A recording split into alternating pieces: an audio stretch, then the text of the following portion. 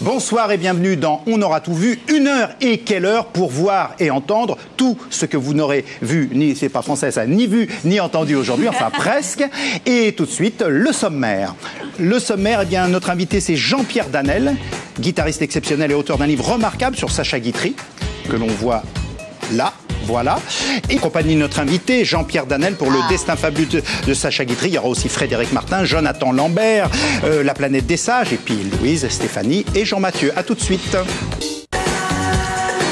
Retour à On aura tout vu en compagnie de notre invité, Jean-Pierre Danel, pour le destin fabuleux de Sacha Guitry. Il faut citer l'éditeur, Marque-Page Document. Bonjour Jean-Pierre. Bonjour. Bien. Alors, fabuleux aussi, hein, toute notre équipe, le fabuleux Frédéric Martin. Ah, Frédéric, je pourrais le faire à la Guitry, surgit toujours d'où on ne sait où. Le talentueux Jonathan Lambert, la délicieuse... Bien. Non, Sacha Guitry, non, ça aurait été quand même beaucoup mieux. La délicieuse Louise à l'accent si piquant, la merveilleuse Stéphanie. Et puis aussi, il ne faut pas que j'oublie La Planète des Sages. Je ne sais pas quelles questions ils vont se poser. S'il faut sanctifier... Non, mais je parle des sages d'abord, parce que ce sont nos anciens, et Jean-Mathieu vient après quand même. Non, mais bien après. Non, mais il faut toujours Jean-Mathieu, les poches toujours bourrées de magazines. Toujours, mais là, non, vous voyez, non. Voilà. Là, je suis venu avec un invité. Jean-Pierre, je l'ai fait pitoyablement à la Sacha Guitry, mais c'est insulter la mémoire du fabuleux Sacha, parce que c'est un livre merveilleux qui m'a vraiment enchanté, Le destin fabuleux de Sacha Guitry, parce que c'est un livre d'enthousiasme pour Sacha Guitry, et la question que j'allais vous poser, la première, c'est comment le grand guitariste que vous êtes, parce que je vais brosser dans le sens du poil. Il faut quand même dire que vous êtes un des grands guitaristes de cette planète, parce que je crois que l'encyclopédie de la guitare aux États-Unis vous classez parmi les 15 meilleurs guitaristes du monde.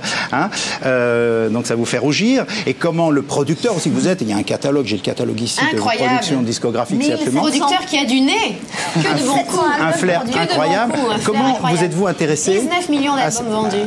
À Sacha, oui, parce qu'on peut donner les chiffres. On a des chiffres. Hein.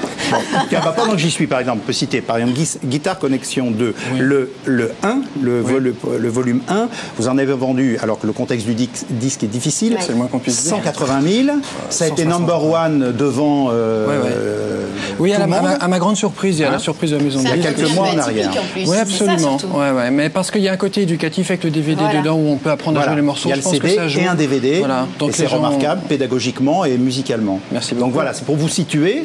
Et donc, comment vous est venue cette passion pour Sacha Guitry? Heureusement pour moi, je fais d'autres choses que de faire ou d'écouter de la musique. Donc, il n'y a pas de rapport direct, effectivement. Mais en fait, moi, j'avais été séduit adolescent par les traits d'esprit de Guitry. C'est-à-dire les fameuses citations qu'on entend souvent à droite à gauche qui sont pas toujours souvent tirées du contexte. Voilà, c'est ça. Parce que souvent, on a tendance à confondre ce que Guitry a dit lui-même ou ce qu'il fait dire à ses personnages, qui est évidemment pas toujours la même chose.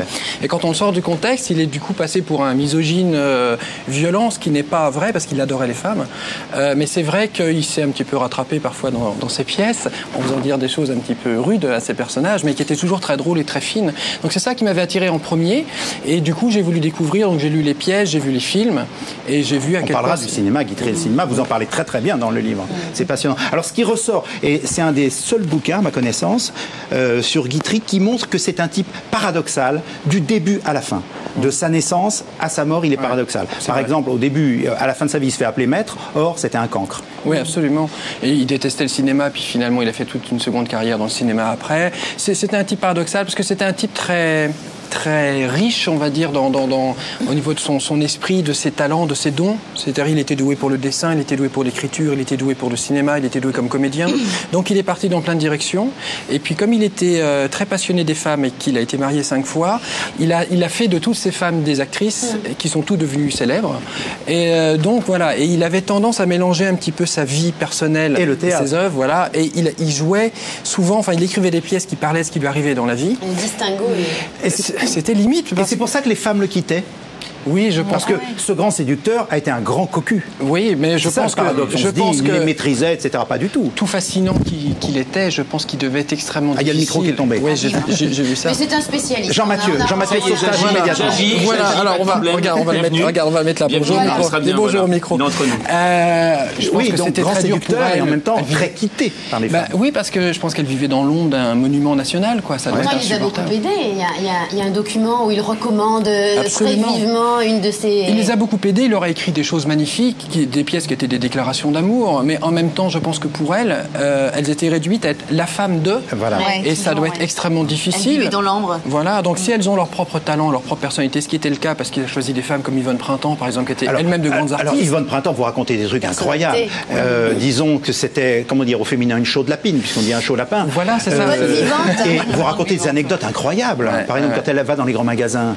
Oui, elle va dans les grands magasins en faisant croire au chauffeur et à Guitry qui l'attend chez lui qu'elle fait des courses. En fait, elle rejoint son amant dans un hôtel en sortant par une autre porte. Et le chauffeur attend pendant 3 heures dans la voiture jusqu'à ce qu'elle revienne. Enfin, des choses comme ça qui sont assez terribles parce qu'en fait, il a souffert énormément. Voilà, il a énormément souffert. Cet homme qui paraît toujours, toujours détaché, élégant, etc. Alors, a vraiment souffert. Ce qu'il a fait pour se venger, c'est qu'il a, dans certaines pièces où il y avait le fameux trio, le mari, la femme et l'amant, en fait, il a engagé un comédien célèbre. D'ailleurs, le mari. Voilà, absolument. Il a engagé un comédien célèbre qui était Pierre Freinet, qui était l'amant de sa femme, et il lui a fait jouer le mari, et lui jouait l'amant, et il trompait ce mari qui était en fait dans la vie l'amant de sa femme. C'est la plus belle des vengeances, ça. Voilà, c'était magnifique. Et puis lui-même, il était dans ses pièces, il dit souvent que le mariage c'est pas bien, et pourtant lui se mariait. Absolument. Voilà. C'est un des paradoxes que vous évoquiez, c'est vrai, mais en même temps, ça lui permettait de faire de bons mots. Je crois qu'il résistait pas à un bon mot, même si de temps en temps ça détournait un petit peu sa pensée ou la vérité. Et il était tellement doué pour ça que c'était magnifique. Alors voilà, et puis il résistait pas au plaisir de jouer avec ses femmes en scène. Donc évidemment, ça créait un mélange un petit peu. Il a aussi inventé plein de choses dans le cinéma aussi. C'est quelque chose qui m'a super étonné. Le voix off. Il a inventé beaucoup de choses. Alors la première chose qu'il a faite, c'était un documentaire sur les personnages célèbres de son époque en 1915, qui s'appelait Ceux de chez nous, où il a filmé Sarah Bernard, Claude Monet, des gens comme ça. Rodin. Voilà. C'est vrai que personne n'avait pensé à cette époque-là que le cinématographe pourrait servir à garder des images de personnes comme ça exceptionnelles. Donc c'était le premier à le faire à l'époque où le cinéma était muet. Et il a fait une chose, c'est quand il diffusait le film dans les salles, il venait et il faisait ce qu'on appelle aujourd'hui en post-synchro, ce que les gens disaient à l'écran qui était muet, il le disait dans la salle. Et donc il a inventé le système de la post-synchronisation. Et il invente la voix off aussi. Et 20 ans plus tard, il invente la voix off qu'a repris ensuite Orson Welles, qui était un grand admirateur et ami de Guitry. Et donc il a inventé la voix off dans le roman d'un tricheur en 1936. Et c'était complètement nouveau. Et c'est un système narratif qu'on emploie encore énormément aujourd'hui dans tous les feuilletons américains qui fonctionnent en ce moment. Voilà, ça a toujours existé et c'est un système extrêmement intelligent parce que ça permet une prise de distance très intéressante. C'est vrai qu'il a inventé ça et d'autres choses. C'était le premier à tourner plusieurs caméras. Le premier à mettre des caméras sur des voitures. La voiture, sur le capot. Voilà, c'est des choses dont on se rend plus compte aujourd'hui, mais il était extrêmement novateur. Et dans le théâtre aussi, parce qu'on a l'impression, peut-être parfois maintenant, parce que les pièces ont 80 ans, qu'il y a un côté comme ça classique, parce que la langue est de cette époque-là. Mais en fait, il a dépoussiéré le théâtre de boulevard d'une façon extrêmement moderne à l'époque, en abordant des sujets que personne n'abordait sous cette forme-là, où il y avait des scènes qui étaient explicitement sexuelles, par exemple, où on voyait les amants qui se réveillent, qui se lèvent le matin, etc., où la femme a trompé son mari avec lui. À l'époque, c'était très choquant pour la société de l'époque. Puisqu'on évoquait la misogynie, très très rapidement, je voulais citer un petit bouquin édité au Cherche Midi. Alors le titre est choquant évidemment, mais il ne faut pas se méprendre. Salope, point d'exclamation.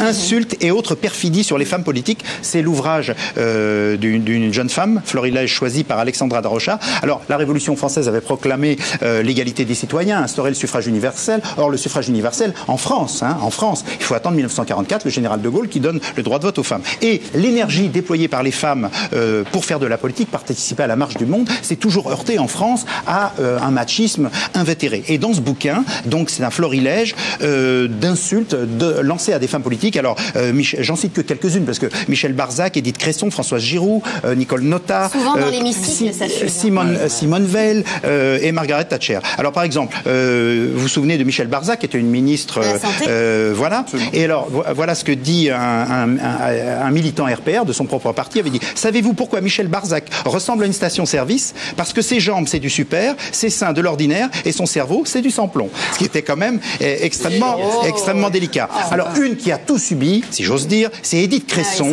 surnommée la parfumée, la voleuse de Marie, la favorite du prince.